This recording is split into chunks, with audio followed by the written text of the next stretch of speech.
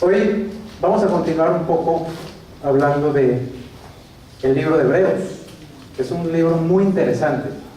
¿Cuántos han leído completo el libro de Hebreos? Los 13 capítulos de Hebreos. Bueno, muy bien. Es un libro, realmente, como les decía el sábado pasado, es un libro que evidentemente, como dice, ¿cierto?, su título, Epístola a los Hebreos, pues es una carta directamente escrita a los judíos, pero a los judíos convertidos a Cristo y a los judíos no convertidos a Cristo. Es una carta escrita, inspirada por el Espíritu Santo, ¿cierto? ¿Buscando qué? Buscando que un judío pueda entender quién es Jesucristo y pueda, obviamente, acudir a Jesucristo para ser salvo. Porque ¿quién mejor que un judío puede entender todas las cosas del Antiguo Testamento? Pues ellos están tremendamente familiarizados con el Antiguo Testamento, ¿cierto? ¿Qué judío no está familiarizado con Moisés, con el tabernáculo, con Abraham, con David, con todos esos personajes del Antiguo Testamento?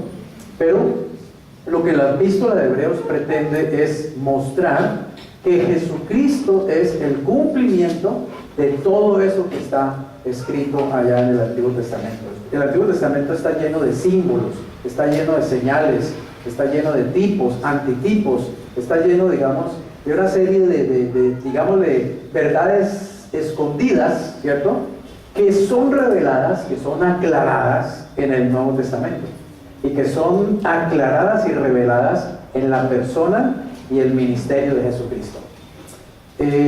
Nunca recomiendo que un cristiano, por ejemplo, un nuevo cristiano, se agarre a leer el Antiguo Testamento primero. No, primero lea el Nuevo. Trate de comprender lo que está en el Nuevo, porque con el Nuevo es que se entiende el Antiguo.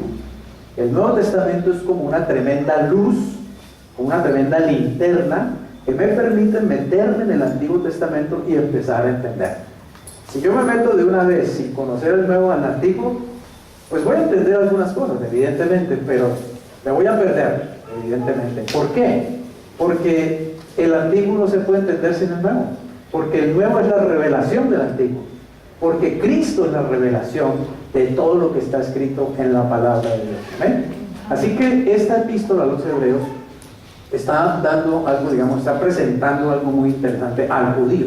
Le está diciendo al judío: mira, todo eso que tú conoces en el Antiguo Testamento, todos esos pactos que Dios hizo en el Antiguo Testamento, todas esas ceremonias, todos esos sacrificios, toda esa, digamos, aparato religioso que Dios mismo le dio al pueblo hebreo, con el sumo sacerdote, con el sacerdocio levítico, con el tabernáculo, todo eso es una representación de la persona y el ministerio de Jesucristo. Jesucristo es el cumplimiento de todas esas cosas, para que un judío entonces pueda tener también la luz y pueda entender y aceptar a Jesús y ser salvo. Pero obviamente esa misma luz alumbra a cualquier persona que no sea judía, a cualquier gentil. Y para nosotros los cristianos, pues es una epístola preciosa. Para mí es una de las epístolas que más me gusta leer del Nuevo Testamento. Me parece interesantísimo y apasionante. Así que he escogido para esta tarde el capítulo 9. El sábado pasado hablamos del capítulo 8, de una sección del capítulo 8. Hoy vamos a ver todo el capítulo 9. Y lo he llamado el nuevo pacto sellado por la sangre de Cristo. ¿Por qué? Porque en el capítulo 8 vimos que se estaba enfatizando que Jesucristo es el sumo sacerdote y que como sumo sacerdote Él es el único y verdadero mediador entre Dios y los seres humanos, y que como mediador Jesucristo estableció entonces un nuevo pacto, Nuevo Testamento, y que ese testamento es lo que Él vino a ofrecernos a todos nosotros, y que obviamente todos nosotros estamos incluidos ya en el testamento de nuestro Señor Jesucristo. Y es un privilegio, evidentemente, ¿cierto?, participar del testamento nada menos que de nuestro Señor Jesucristo y recibir todos esos beneficios, todas esas bendiciones. Pero ahora vamos a ver que precisamente ese pacto, ese nuevo pacto, ese nuevo testamento, Jesucristo lo selló con su propia sangre. Comienza así el capítulo 9, versículos 1 al 5. Ahora bien, aún el primer pacto tenía ordenanzas de culto y un santuario terrenal, porque el tabernáculo estaba dispuesto así. En la primera parte, llamada el lugar santo, estaba el candelabro, la mesa y los panes de la proposición. Tras el segundo velo estaba la parte del tabernáculo llamada el lugar santísimo, el cual tenía un incensario de oro y el arca del pacto, cubierta de oro por todas partes, en la que estaba una urna de oro que contenía el maná, la vara de Aarón que reverdeció y las tablas del pacto. Y sobre ella los querubines de gloria que cubrían el propiciatorio, de las cuales cosas no se puede hablar ahora en detalle. Básicamente comienza, acuérdense que le está hablando a un judío, ¿cierto? A un hebreo que está familiarizado con la figura del tabernáculo. Entonces comienza simplemente haciéndole una rápida descripción de lo que es el tabernáculo. El tabernáculo es esa tienda, ese templo provisional, ese templo movible que el Señor le dio al pueblo hebreo cuando salió de Egipto, mientras estuvo los 40 años en el desierto. Dios mismo fue el que le dio a Moisés las medidas de ese tabernáculo y las cosas que debía hacer, cada mueble, cada cosa, aún digamos la vestimenta del sumo sacerdote, todo estaba diseñado por Dios y Él se lo dio a Moisés y Moisés se lo transmitió al pueblo. Y ellos hicieron esto, dice la palabra de Dios, que lo hicieron de acuerdo a un modelo que el Señor le mostró a Moisés en el monte. Y ese fue, digamos, el templo movible que Israel tuvo durante 40 años mientras fueron nómades en el desierto. Ya cuando se establecieron en Canaán, en la tierra prometida, entonces levantaron un templo de cemento y de hierro y de oro también, ¿cierto? Ya un templo, digamos, fijo, que lo hizo Moisés, el primer templo. El segundo templo, Salomón hizo el primer templo, ¿cierto? Ese templo que hizo Salomón, los babilonios lo destruyeron por allá en el 580 y pico, 580 y algo, ¿cierto? Los babilonios destruyeron completamente ese templo, se llevaron a los judíos 70 años deportados a Babilonia, pero cuando ellos pudieron al fin salir de esa deportación y regresaron a su territorio, volvieron a levantar el templo. Entonces hubo un segundo templo. Ese segundo templo, levantado en los tiempos de Nehemías y de Esdras, es el templo que existía cuando Cristo estuvo aquí, en esta tierra. Es el templo que conoció Jesús. Pero ese templo que conoció Jesús fue destruido también en el año 70 después de Cristo por los romanos. Destruyeron nuevamente el templo, o sea que el templo ha sido destruido 2 veces. Y los judíos actuales están buscando levantar el tercer templo. Y han creado un instituto, se llama el Instituto del Templo, y están trabajando para poder reconstruir y levantar el tercer templo, y tienen todo tremendamente adelantado. Ya tienen el sumo sacerdote, ya lo eligieron, ya tienen una cantidad de hombres que son de la tribu de Leví, que se están preparando para el sacerdocio levítico, ya tienen hechos los muebles, el candelabro, la mesita, o sea, todo el mobiliario del templo lo tienen hecho. Tienen hechas las vestiduras del sacerdote. Hace unos 2 años, un grupo de mujeres terminó de hacer el velo que divide el santo del santísimo. Ya lo hicieron, es una cosa impresionante, hermosísimo. Bueno, ellos están listos para en cualquier momento poder levantar su templo. No lo han podido hacer porque en el terreno original donde se debe levantar el templo, que es el monte Moriah, allá en Jerusalén, ahora hay una mezquita musulmana, mezquita del Domo de la Roca, o la mezquita de Omar, o de la Cúpula Dorada. Y entonces los judíos están esperando que algo pase, si un terremoto de pronto tumbe esa mezquita y ellos puedan levantar su templo, o que haya un pacto internacional que les permita levantarlo, bueno, etc. En todo caso, esa es una de las señales, la proximidad de la construcción de ese tercer templo, una de las señales más claras de que Cristo está próximo a volver. ¿Amén? Ahora, este tabernáculo estaba dividido en 2 lugares básicos, ¿cierto? El santo, oigan lo que dice aquí, el primer pacto, o sea, el Antiguo Testamento, tenía ordenanzas de culto y tenía ¿qué? Un santuario terrenal. ¿Por qué un santuario terrenal? Porque ya vimos en el capítulo 8 que hay un santuario celestial y que realmente este era un hecho a través de un modelo de un santuario celestial, en el cual Jesucristo en este mismo momento está oficiando como sumo sacerdote que es. Y dice que el tabernáculo en la primera parte era el lugar llamado lugar santo, y la segunda parte el lugar santísimo. Tras el segundo velo. Aquí hay un primer velo y aquí hay un segundo velo. Este velo es el que se rasgó de arriba hacia abajo cuando Cristo murió. ¿Recuerdan? Cuando Cristo muere se rasga el velo del templo y se rasga de arriba hacia abajo, mostrando que la obra es de Dios y no del hombre. Y ese velo se rasgó sobrenaturalmente, mostrando también una cosa, y es que al rasgarse ese velo quedaba libre la entrada al lugar santísimo. Miren lo que dice allí. En el lugar santísimo, el lugar santo tenía que un incensario de oro, ¿cierto? Y el arca del pacto, el lugar santísimo. Un incensario de oro y el arca del pacto, cubierta de oro por todas partes. En esa arca del pacto estaba una urna que contenía maná, estaba una vara de Aarón que reverdeció, y estaba también unas tablas, una copia de las tablas de la ley, estaban adentro. Este era un cajón hecho de madera de acacia, pero recubierto todo de oro, y tenía una tapa. Esta tapa se llama el propiciatorio, y encima del propiciatorio había dos querubines tallados.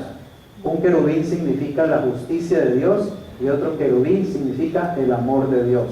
Y esta tapa, el propiciatorio, significa que la tapa está cubriendo, está por encima o está cubriendo lo que está dentro del arca, que son tres cosas. El maná. Que hubiera maná en esa arca, significa que el pueblo de Israel pecó contra Dios cuando Dios les dio el maná. ¿Se acuerdan? Que Dios les proveyó maná. ¿Y qué hizo Israel finalmente? Se cansaron del maná. ¡Qué jartera! Maná al desayuno, maná al almuerzo, maná a la comida, empanaditas de maná, bueno, todo era maná. Entonces se hartaron. Dijeron, estamos hartos de eso. En Egipto comíamos carne, estábamos mejor. Se rebelaron contra Dios. Que Dios haya hecho guardar una vasija con maná ahí en el arca significa que Dios estaba acusando a Israel de un pecado, el pecado de rechazar la provisión de Dios. Amén. Cuando Israel rechazó el maná, rechazó a Dios como su proveedor. Pero también estaba la vara de Aarón que reverdeció. La vara de Aarón significa autoridad. Eso que estuviera en el arca del pacto también simboliza que Israel no solamente rechazó la provisión de Dios, sino que rechazó la autoridad de Dios. Amén. Israel se rebeló contra la autoridad de Dios. Y que hubiera también unas copias de las tablas de la ley, significa que el pueblo de Israel se rebeló contra la ley de Dios. En otras palabras, esas tres cosas guardadas en el acta simbolizaban el pecado de Israel y obviamente el pecado de todos los seres humanos, porque todos los seres humanos en un momento también hemos rechazado la provisión de Dios, hemos rechazado la autoridad de Dios y hemos rechazado la ley de Dios. Amén. Así que, en otras palabras, el arca guardaba un símbolo del pecado, pero estaba tapado con una tapa que se llama el propiciatorio. El sumo sacerdote entraba una vez al año solamente, lo vamos a ver más adelante. Solo el sumo sacerdote podía entrar una vez en el año. Él prendía el candelabro de 7 brazos. Esto simboliza a Cristo, que es la luz. Él venía aquí a la mesa de los panes de la proposición. Esto simboliza a Cristo, que es el pan de vida. Él venía aquí al incensario de oro, que simboliza a Cristo, que es el intercesor, que así como sube el incienso, sube la oración de intercesión. Y el arca simboliza la presencia de Dios. En medio de esos dos querubines aparecía una luz sobrenatural que se llama la Shekinah. Era la presencia de Dios que aparecía ahí cuando el sumo sacerdote entraba. El sumo sacerdote solo podía entrar con la sangre de un sacrificio. Si el sumo sacerdote entraba sin nada, caía fulminado inmediatamente por la presencia de Dios. Porque un hombre no puede entrar en la presencia de Dios así como así. ¿Está claro? Nadie puede entrar en la presencia de Dios si no va a través del sacrificio. Por eso es que nosotros los cristianos ahora podemos entrar a la presencia de Dios. 24 horas al día está abierta la presencia de Dios. ¿Por qué? Porque hay un sacrificio de por medio que nos permite hacerlo, y es el sacrificio y la sangre de Cristo. ¿Está claro? Y porque ya no hay un velo que cubre o que tapa la presencia de Dios. Ese velo fue rasgado y ese velo fue quitado por Jesucristo. Cuando Cristo murió y derramó su sangre en la cruz, lo que Él hizo fue quitar el pecado. Amén. De ahí el Cordero de Dios, que quita el pecado del mundo. Así que ya no hay velo que impida que podamos entrar a la presencia de Dios, pero obviamente, únicamente a través de la sangre de Jesucristo. Si cualquier ser humano hoy también pretende entrar a la presencia de Dios, pero no a través de Jesucristo, no puede entrar. No es posible. El único camino es Cristo. Yo soy el camino, yo soy la verdad, yo soy la vida. Nadie viene al Padre si no es por mí. Es decir, nadie puede entrar a Dios si no es a través de mi sangre, a través de mi sacrificio. Eso es lo que Cristo vino realmente a hacer por cada uno de nosotros. Darnos entrada directa a la presencia del Padre. Y todo esto simboliza a Cristo. Miren, hasta un clavo en ese tabernáculo tiene un significado respecto de Cristo. Estudiar todo el tabernáculo y ver cómo cada cosa habla de Jesucristo, del ministerio de Jesucristo, es algo maravilloso. Pero como dice allí, ¿cierto? No se puede hablar ahora en detalle de todas esas cosas. Sigamos. Los versículos 6 y 8 nos hablan del camino al lugar santísimo. Dice, y así dispuestas estas cosas, en la primera parte del tabernáculo, o sea, en esta primera parte, en el lugar santo, entran los sacerdotes, es decir, los sacerdotes comunes, ¿cierto? Continuamente, oigan bien, continuamente, ¿para qué? Para cumplir los oficios del culto. Pero en la segunda parte, o sea, en el lugar santísimo, ¿solo entra quién? Solo el sumo sacerdote. ¿Y cuántas veces podía entrar el sumo sacerdote? Una vez en el año. Y no sin sangre, la cual ofrece por sí mismo, porque obviamente el sumo sacerdote es también un pecador, entonces el primero tenía que ofrecer el sacrificio por sus propios pecados, y luego dice, por los pecados de ignorancia del pueblo, dando, oigan esto, el Espíritu Santo a entender que aún, ¿qué había pasado?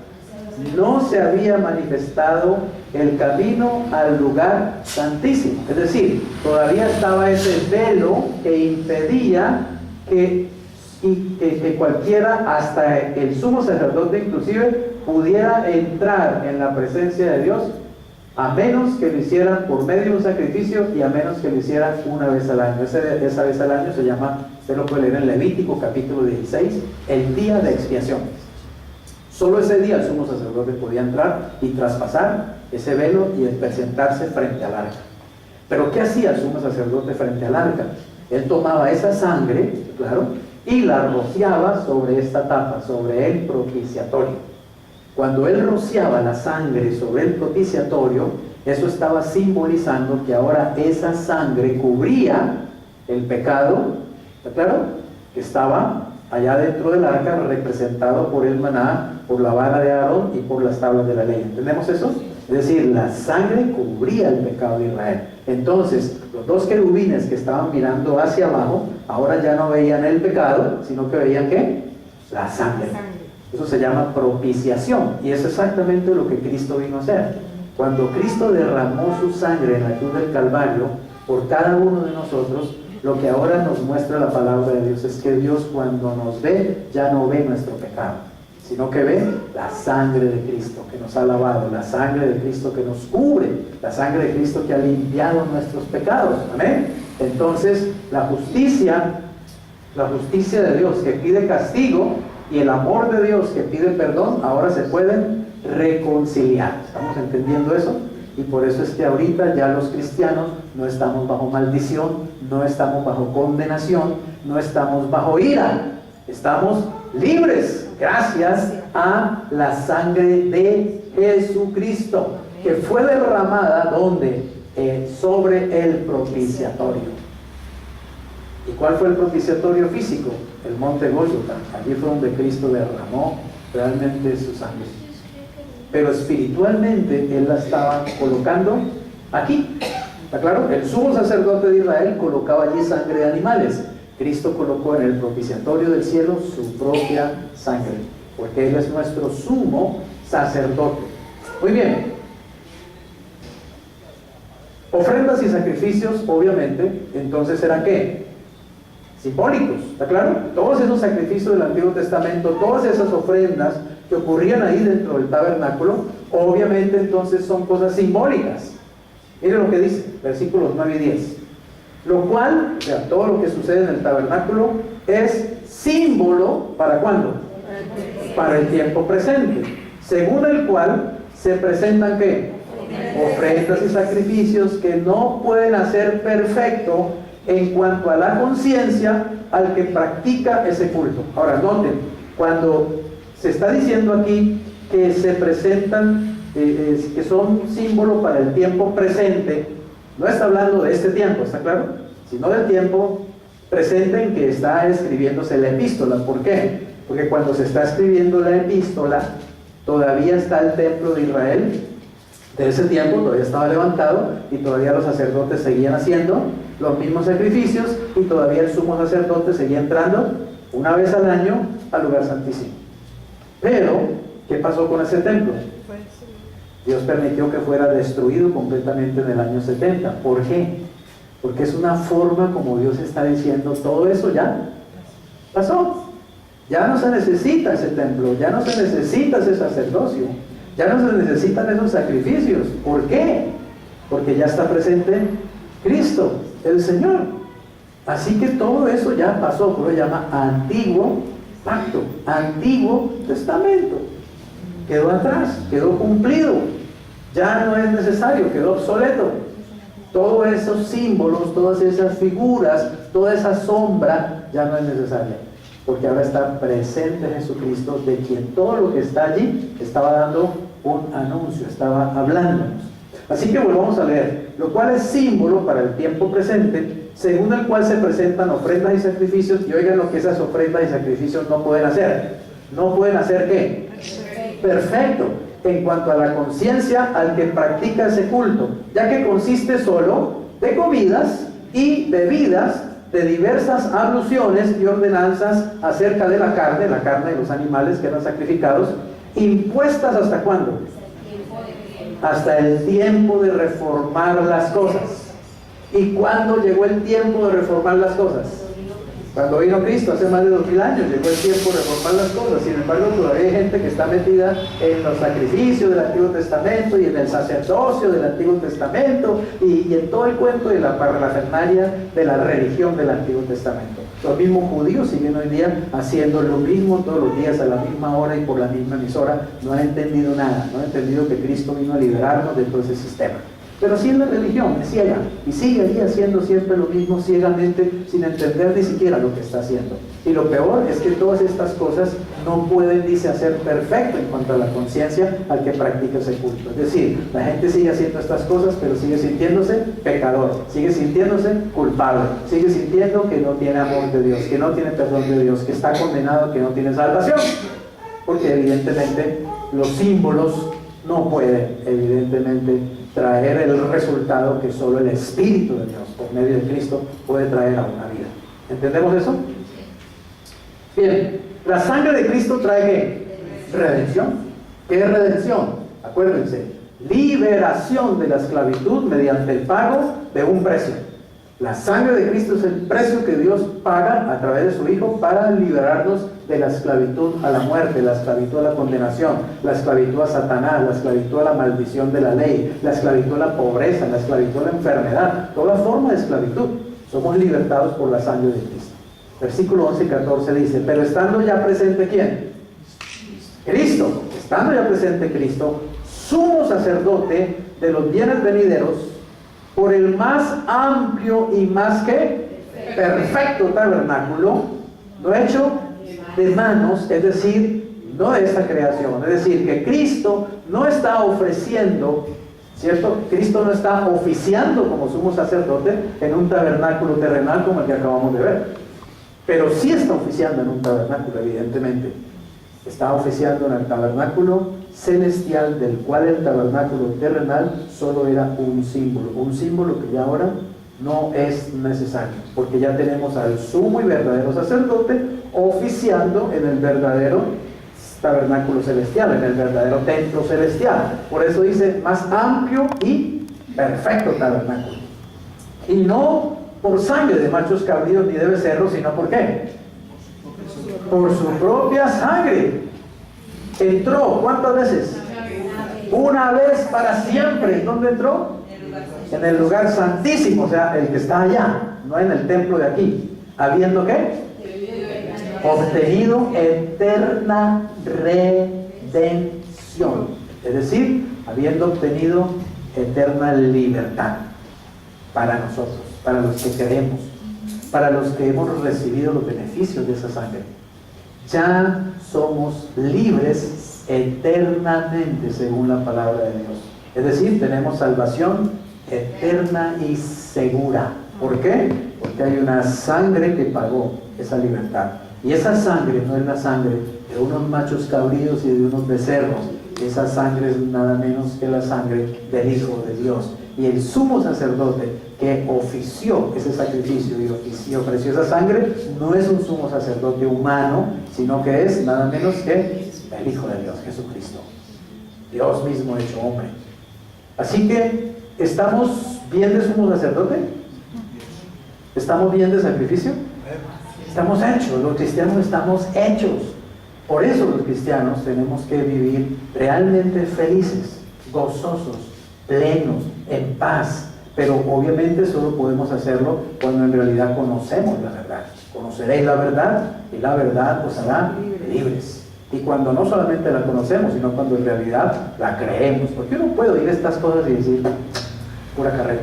Pero cuando uno realmente lo cree en su espíritu, cuando uno cree en su corazón, esa libertad se manifiesta en la mente, en la conciencia, en el alma, en el espíritu.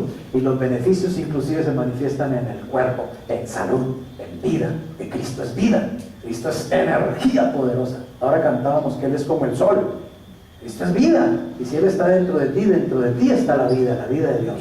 Y tienes que experimentar esa vida y gozarte y dejar que esa vida corra como ríos de agua viva por dentro de ti. Amén. Pero es por medio de la fe. Solo por medio de la fe podemos experimentar esa bendición, esa libertad, esa realidad. La sangre de Cristo no solamente nos redime, sino que también limpia totalmente. Versículos 13 y 14, ¿qué dice? Porque si la sangre de los toros y de los machos cabríos y las cenizas de la becerra rociadas a los inmundos santifican para la purificación de la carne, cuanto más la sangre de Cristo, el cual, mediante el Espíritu Eterno, se ofreció a sí mismo sin mancha, o sea, sin pecado, a Dios. Esa sangre entonces, dice, limpiará ¿qué? Vuestras conciencias de obras muertas, para que sirváis al Dios vivo.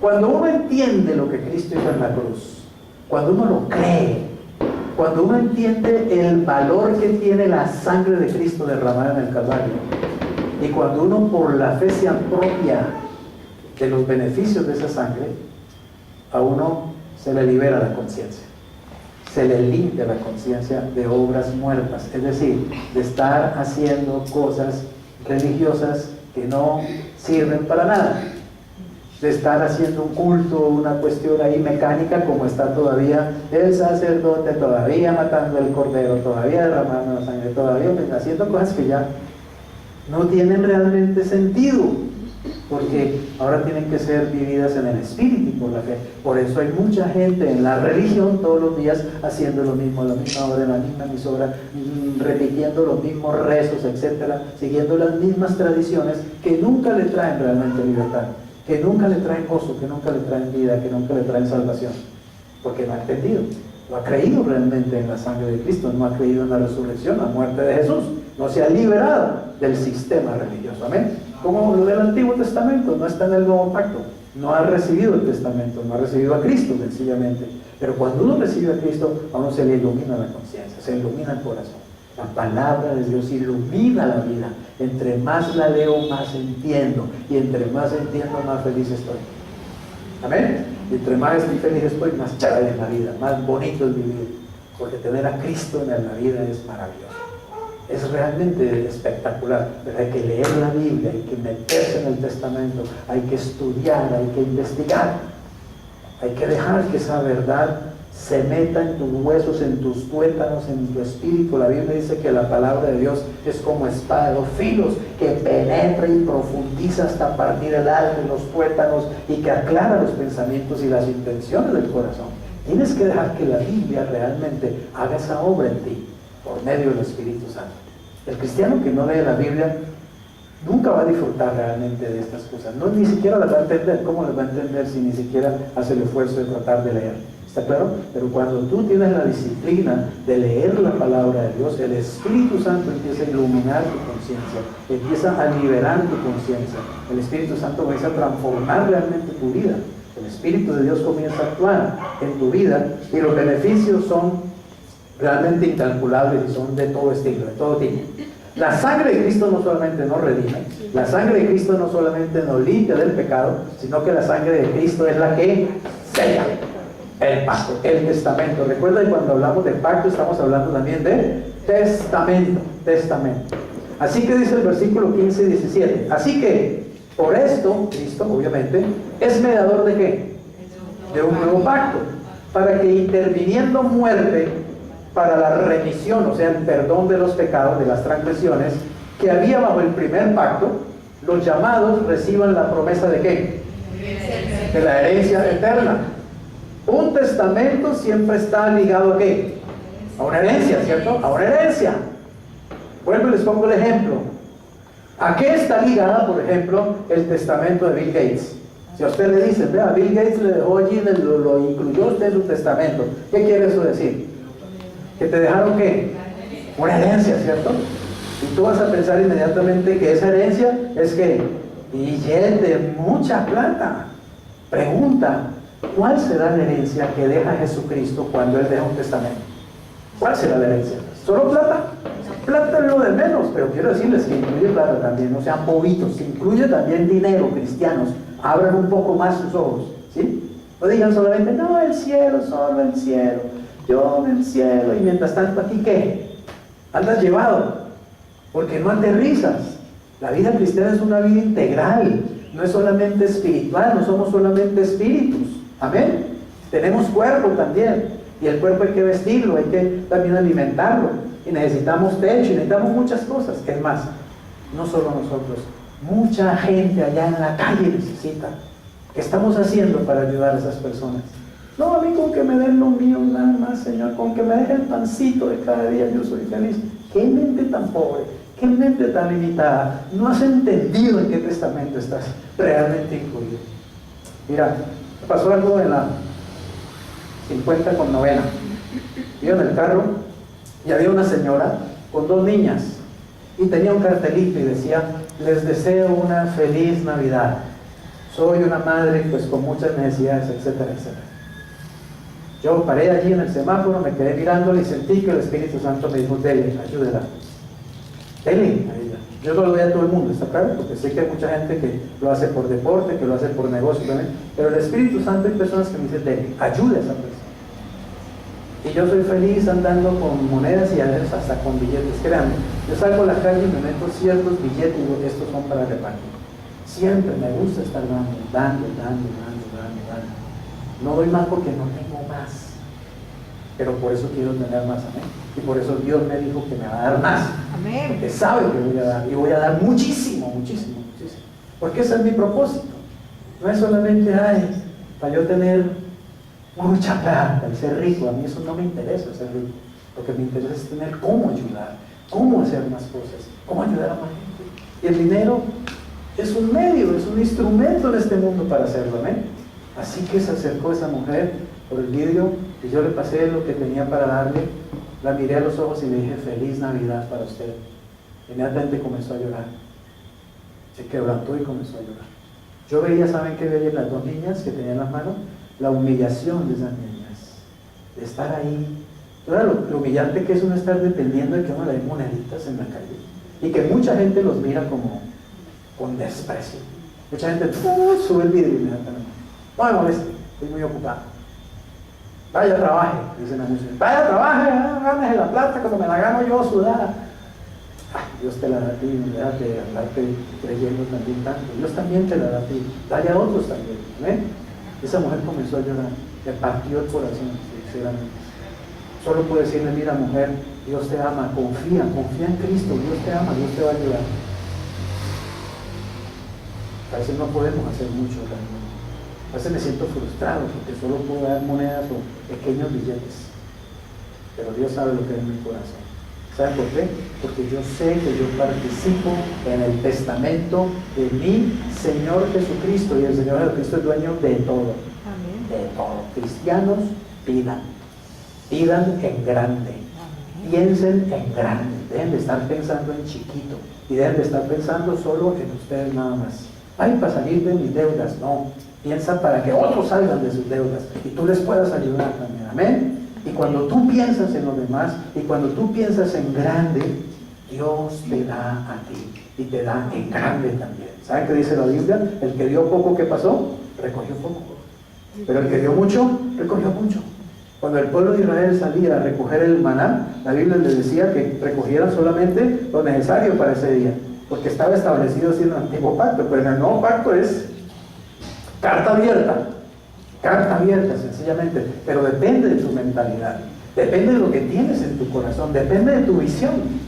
Si tú estás pensando solamente en ti todo el tiempo y que Dios viva para ti nada más y te solucione a ti el problema nada más, pero no te estás dando cuenta de todo lo que hay a tu alrededor, créeme que te van a dar nada más para lo tuyo. Pero cuando pienses en los demás, Dios te va a dar mucho más, amén, porque Él es el Señor Jesucristo y te incluyó en su testamento y te ha dado una herencia, no cualquier herencia, te ha dado una herencia ¿qué? Eterna, oye bien, eterna, no se acaba, no se marchita, no se apolilla, no se la roban los ladrones. Porque, oiga bien, donde hay testamento, ¿qué pasa? Es necesario que intervenga la muerte del testador. Por eso Cristo murió. Si Cristo no hubiera muerto, no puede establecer un nuevo testamento, porque la muerte del testador es la que da vigencia a ese testamento. Entonces, ¿desde cuándo tenemos un testamento? Nada menos que del Hijo de Dios. Desde que murió, hace más de 2000 años en la cruz. Ese testamento, mis queridos hermanos, está vigente. Vigente. Y ese testamento, quiero decirte, funciona. Y tiene desde bendiciones espirituales, las más que quieras, hasta bendiciones físicas, emocionales, mentales, psicológicas, familiares, laborales y financieras. Amén. Las tiene todas. Pero tú a veces estás mirando solo las espirituales. Estás esperando que te lleven al cielo y gloria a Dios, pero no te estás dando cuenta de lo demás. Y estás mientras tanto viviendo muchas dificultades en este mundo porque no has despertado, no has abierto los ojos. La vida cristiana es una vida integral y los cristianos debemos desarrollarnos en todas las áreas, en todas, y en todas debemos buscar excelencia. No debemos simplemente quedarnos en la mediocridad. ¿Amén? Bien. Cristo ya murió, por lo tanto ese testamento está vigente. Sin sangre no hay perdón. Versículos 18 al 22, ya vamos terminando. De donde, oigan esto, ni aún el primer pacto, o sea el Antiguo Testamento, fue instituido sin ¿qué? Sin sangre. Porque habiendo anunciado Moisés todos los mandamientos de la ley a todo el pueblo, tomó la sangre de los becerros y de los machos cabríos con agua, lana, escarlata e hisopo. ¿Y qué hizo Moisés? Roció el mismo libro, o sea, el libro de la ley, ¿cierto? Pero también ¿qué hizo? También roció a todo el pueblo, diciendo que esta es la sangre del pacto que Dios os ha mandado. ¿Pero a cuál pacto se estaba refiriendo Moisés en ese instante? ¿Al nuevo? No, al antiguo, al que existía en ese momento, de Dios con Israel a través de Moisés. Ahora es el pacto de Dios con todo el que quiera creer a través de Jesucristo. Y es un pacto mucho mejor, y es un pacto mucho más amplio. Y tiene más bendiciones, muchísimas más. Tiene todas del antiguo, pero además tiene una gran cantidad más de nuevas bendiciones. O sea, es un mejor pacto, es un mejor testamento. Pero noten lo que hizo Moisés. Él cogió esa sangre y con un hisopo se la roció al pueblo, la sangre. Por eso es que nosotros los cristianos decimos, me cubro con la sangre de Cristo, ¿se acuerdan? ¿Cierto? O te cubro con la sangre de Cristo, porque la sangre de Cristo también fue rociada sobre nosotros por el mismo sumo sacerdote. ¿Qué significa que somos rociados con esa sangre? Significa que somos lavados, que somos limpios, que estamos cubiertos con la sangre de Jesucristo. Tenemos protección y podemos reclamar todas esas bendiciones que están escritas en ese testamento. Esta es la sangre del pacto que Dios ha mandado. Y además de esto, roció también con la sangre el tabernáculo y todos los vasos del ministerio. Y casi todo, oigan esto, es purificado según la ley, ¿con qué? Con sangre. Y sin derramamiento de sangre no se hace remisión. Es decir, no hay posibilidad de perdón. Por eso es que insisto, Ningún ser humano puede llegar a Dios y pedir simplemente perdón. ¿Está claro? Ay, Señor, perdóneme. Si no tiene a Cristo, ¿me estoy haciendo entender? ¿Por qué? Porque entonces yo le voy a decir, bueno, pero ¿y dónde está la sangre? ¿Qué sangre trae usted para que haya perdón de pecados? Ah, no, la mía, OH positivo, no sirve, está pecueca esa sangre, está llena de pecado, está inmunda. La única sangre con la que me puedo presentar es con la sangre de Cristo. Entonces, si he sido rociado, está claro, Dios me va a mirar y va a decir, ah, mire, Padre, mire, estoy rociado con la sangre suya. Así que por eso yo puedo entrar todos los días, 24 horas al día, a la presencia de mi Padre, y soy recibido y soy aceptado. Amén. Y por eso tenemos que enseñarle a la gente que necesita recibir a Cristo, para que esa sangre comience también a orar a favor de ellos en sus propias vidas. Un mejor sacrificio en un mejor tabernáculo, 23 y 24. Fue pues necesario, oiga esto, que las figuras de las cosas celestiales fuesen purificadas así, pero las cosas celestiales mismas con mejores sacrificios que estos. ¿Cuál es el mejor sacrificio? El sacrificio de Cristo. Porque no entró Cristo en el santuario hecho de mano, o sea, en ese tabernáculo de Moisés terrenal, figura del verdadero, sino, ¿dónde entró Cristo? En el cielo. ¿Para qué? Para presentarse ahora, ¿por quién? Por nosotros ante Dios. ¿Qué le parece eso? ¿Entiende eso? Mire, el sumo sacerdote se presentaba el día de expiación con la sangre del carnero, del cordero, llegaba al propiciatorio, rociaba el propiciatorio y decía, Dios, esta sangre es para presentarte al pueblo de Israel, que se presenta hoy ante ti a través de esta sangre para que tú cubras sus pecados. ¿Sabe qué hizo Cristo? Con su propia sangre se presentó ante el Padre y dijo, Padre, yo vengo aquí a presentarme en el nombre de Lidita para que tú la aceptes. Yo vengo aquí a presentarme en el nombre de Alí para que tú lo recibas. Yo vengo aquí a presentarme en el nombre de Rubila, Señor, para que tú la salves. Yo vengo aquí a presentarme en el nombre de Fernando para que tú lo hagas libre, Señor. Amén, ¿entienden eso? Este sumo sacerdote maravilloso se presentó con su propia sangre limpia de pecado, nada menos que ante la majestad de los cielos, y se presentó en nombre nuestro. Por eso Él es nuestro intercesor. No son las ánimas del purgatorio, no es mi abuela Justina, no es mi padre, mi tío Meletrepo, ¿sí? No, es Jesucristo, el único mediador. Lo dice muy claro la palabra de Dios, porque hay un solo Dios y hay un solo mediador entre Dios y los hombres, y se llama Jesucristo. No hay otro. Amén. Tienes que entender eso. Entonces Él entró en tu nombre para permitirte eterna redención, eterna herencia, eterna bendición, para que la reclames ya. No esperes a morirte para reclamarla, empieza a reclamarla ahora mismo, porque es para ti. Entró en el cielo mismo para presentarse ahora por nosotros ante Dios. Último versículo 25-26. Este es un sacrificio, no, son los penúltimos, para siempre. Y oigan esto, y no para ofrecerse cuántas veces, muchas veces, como entra ¿quién? El sumo sacerdote en el lugar santísimo cada año con sangre ajena. De otra manera, le hubiera sido necesario padecer muchas veces desde el principio del mundo. Pero ahora, en la consumación de los siglos, o sea, cuando ya se está llegando al cumplimiento del plan completo de Dios, se presentó ¿cuántas veces? Una vez. ¿Para cuándo? Para siempre, por el sacrificio de sí mismo. ¿Para qué? Para quitar de en medio el pecado. Por eso se rasgó ese velo.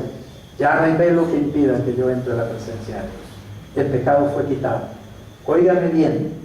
¿Yo tengo pecado en mi vida? ¿Ustedes creen que su pastor tiene pecado? Claro, y mucho pecado. Sin embargo, yo puedo entrar a la presencia de Dios tranquilamente. ¿Por qué lo puedo hacer?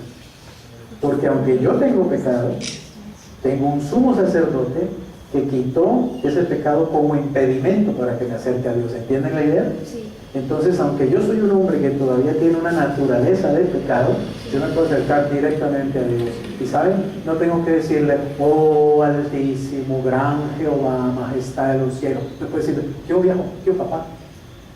Yo puedo tratar así, es mi papá. ¿Entiendes eso? Puedo entrar con una confianza increíble a la presencia de Él, porque es mi papá. Yo soy su hijo y sé que me ama. ¿Pero es por algo que yo hice? No, es por lo que hizo Jesucristo por mí. Por eso amo a Jesucristo. Por eso lo quiero, lo amo con todas mis fuerzas. Porque Él es el que hizo posible que yo ahora pueda tener esa relación con Dios directa. Estoy reconciliado y Él es mi Padre. Amén. Un sacrificio que garantiza ¿qué? El arrebatamiento. Imagínate, hasta el arrebatamiento está incluido en el sacrificio de Jesucristo. Yo no sé por qué muchos enseñan que los cristianos se pueden quedar del arrebatamiento. Eso es mentira, no les crean. No conocen la palabra de Dios, no conocen la Biblia. Ningún verdadero cristiano se queda del arrebatamiento. ¿Saben por qué? Porque la sangre de Cristo incluye el boleto para irse en el arrebatamiento. Versículos 27 y 28, diga lo que dice. Y de la manera que está establecido para los hombres que mueran, ¿cuántas veces? Una sola vez. ¿Y después de esto qué? El juicio. Oigan bien, cuando un no cristiano se muere, va al infierno, ¿está claro? Eso está muy claro en la Biblia, va al infierno. Pero no lo juzgan inmediatamente. En el infierno, ¿sabe cuánto tiene que esperar? Por ejemplo, ¿sabe cuánto están esperando los que se murieron en el tiempo de Adán en el diluvio? Eso está en el infierno desde ese tiempo. Han estado 4000 años antes de Cristo y ya llevan 2018. ¿Está claro? Están en el infierno. Todavía no los han juzgado. Ellos no han sido juzgados todavía. ¿Y sabe cuándo van a ser juzgados? Todavía faltan 7 años de gran tribulación y luego faltan 1000 años del reinado de Cristo y al final ya lo juzgan. Solo después del tiempo lo van a llamar a juicio. Y lo van a llamar a juicio, ¿saben para qué? Después de que han estado todo ese tiempo en el infierno, no para decirles, bueno, ya son salvos, pueden ir al cielo. Les van a decir, bueno, ahora les toca ir al lago de fuego que arde con azufre, para ser lanzados, pero para ser juzgados. Cuando un cristiano muere, oigan bien, va al cielo, pero tampoco inmediatamente es juzgado. Está en el cielo, esperando ¿qué? Que Cristo venga en el arrebatamiento, lo resucite y entonces entrar al juicio del tribunal de Cristo. Porque los cristianos van a ser juzgados en el cielo, los no cristianos van a ser juzgados aquí en la tierra. Los cristianos vamos a ser juzgados después del arrebatamiento. Los no cristianos van a ser juzgados después del milenio. Los cristianos van a ser juzgados en algo que se llama el juicio del tribunal de Cristo. Los no cristianos van a ser juzgados en el juicio del trono blanco. Son ocasiones distintas y juicios diferentes. Amén. El cristiano va a ser juzgado no por sus pecados, sino por su servicio para ser premiado. El no cristiano va a ser juzgado por sus pecados para ser lanzado a la condenación eterna. Son juicios distintos con resultados muy diferentes. Amén. Pero todos vamos a ser juzgados. Obviamente está estableciendo lo siguiente, que los hombres mueren una sola vez y después son juzgados. No inmediatamente, sino en el tiempo en que cada uno va a ser juzgado. Esto quita de una vez por todas el cuento y la mentira de la reencarnación. Nadie reencarna, es mentira. Uno muere y después lo juzgan y punto. No hay sino una sola muerte. Amén. Por eso Cristo también no murió sino una sola vez para salvar al mundo entero. Cristo no tiene que estar muriendo muchas veces, murió una sola vez. No hay tal de que uno muere y después de 7 ciclos, entonces uno reencarna en un burro. Valiente cosa. O uno reencarna en un sapo. O uno reencarna en una culebra, qué sé yo, en un perro, qué sé yo, ¿cierto? No hay caso, es mentiras de cultura oriental que no conoce a Cristo, sencillamente están en la oscuridad más tenaz. Ahora vuelvo y leo, de la manera establecida para los hombres que mueran una sola vez y después de esto el juicio, así también Cristo fue ¿qué? Ofrecido una sola vez para llevar los pecados de muchos. ¿Y qué pasará? Aparecerá por segunda vez sin relación con el pecado. Es decir, cuando Cristo venga por segunda vez ya no va a venir a morir por el pecado, a limpiar el pecado. ¿Está claro? Ya se lo hizo, ya está hecho, está cumplido. ¿Para qué va a venir? Para salvar a los que le esperan. O sea, para llevarse a la iglesia. O sea, hasta el arrebatamiento está incluido en el oficio de Cristo como sumo sacerdote y como quien ha derramado su sangre para hacernos libres. Amén. Así que, ¿qué estamos esperando los cristianos? El arrebatamiento, que Cristo venga a llevarnos con Él. Eso es lo que estamos esperando. Y el arrebatamiento puede ser en cualquier instante. Conclusión: por el sacrificio y la sangre de Cristo se nos ha introducido en un pacto nuevo, superior en todo al que ya existía, y que por cierto ya está ¿qué? Cumplido, por lo tanto ya está abolido y obsoleto. Solo está vigente el nuevo pacto, el pacto con Jesucristo. Con esto no estoy diciendo que usted tiene que coger el Antiguo Testamento y romperlo y echarlo a la basura, no. Léalo, es maravilloso también y tiene mucha enseñanza, pero lo que estoy diciendo es que el Antiguo ya quedó cumplido en el Nuevo, y tenemos que vivir el nuevo pacto, tenemos que entender el nuevo pacto, tenemos que experimentar el nuevo pacto, tenemos que disfrutar del nuevo pacto, pero sucede por fe, en la medida en que lo creamos y nos metamos en esa realidad, de saber que estamos incluidos en el Nuevo Testamento de nuestro Señor Jesucristo, que tiene toda bendición espiritual en los lugares celestiales. Amén. Oremos. Padre, gracias te damos en el nombre precioso de Jesús por habernos dado en Cristo un regalo tan grande, Señor, que la verdad no alcanzamos a dimensionar. La salvación tan grande que nos ha sido dada, el regalo tan grande que nos ha sido ofrecido y dado. Gracias, Jesús, por haber derramado tu preciosa sangre para libertarnos, para salvarnos de esta esclavitud en la que vivíamos, Señor. Gracias, Jesús, porque tú eres mi sumo sacerdote, nuestro intercesor ante Dios. Gracias porque oras por mí y oras por cada uno de los que estamos aquí continuamente, Señor Jesucristo. Gracias porque puedo saber y puedo creer y puedo disfrutar de haber sido incluido por medio de tu muerte en ese testamento, Señor. Gracias por todas las riquezas y esa herencia eterna a la que ahora tengo derecho, Señor. No por nada que yo hubiera hecho, no por un mérito mío, sino porque tú quisiste incluirme en tu testamento, Señor, por gracia, por misericordia. Bendito seas, Jesús, por habernos salvado. Gracias por darnos tu presencia, tu espíritu, tu palabra, tu amor, tu perdón, tu sabiduría. Oramos con acción de gracias. Amén. Y amén. Bendiciones.